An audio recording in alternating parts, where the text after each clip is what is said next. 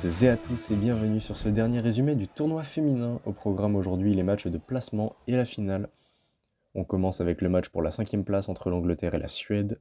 La première grosse occasion sera suédoise avec la percée sur le côté droit de la numéro 11 Fanny Peterson suite à une légère erreur de Lottie Day. Belle frappe pour la suédoise, mais le ballon est capté en 2 temps par la gardienne.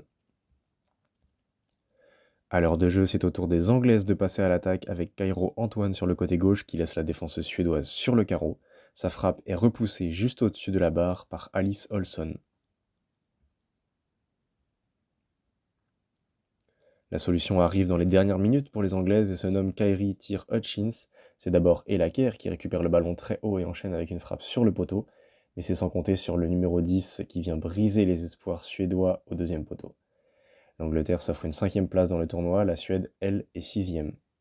On continue avec la petite finale entre la France et le Mexique. Les Françaises attaquent fort dès la 10e minute avec Paris-Émilie Daramola qui traverse la défense mexicaine en dribblant 3 joueuses assez facilement avant de voir sa frappe partir loin du cadre.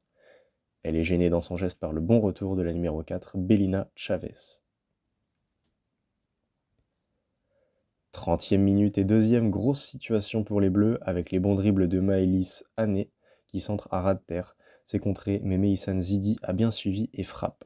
Sa tentative est stoppée par Emile Rios.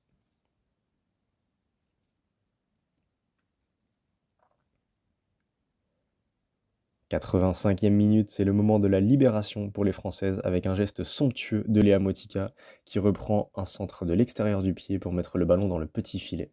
La célébration est à l'image du but puisque toute l'équipe vient célébrer avec la buteuse du jour. L'appel est parfait et la gardienne ne peut rien faire. Les Bleus prennent la médaille de bronze dans ce tournoi.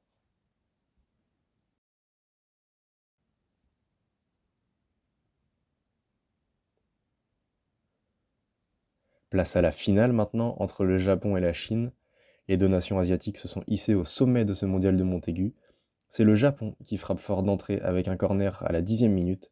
Le ballon est contré dans un premier temps, mais Onaka Yotsumoto profite du cafouillage pour tromper la gardienne chinoise. Son premier but de la compétition intervient au meilleur des moments et permet à son équipe de faire la course en tête très tôt dans le match.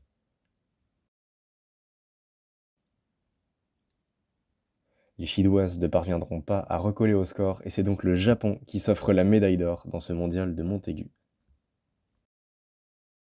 Des scènes de joie qui font plaisir à voir pour les Japonaises qui finissent meilleure défense du tournoi avec un seul but encaissé et qui font le back-to-back après leur victoire l'année dernière sur ce même tournoi.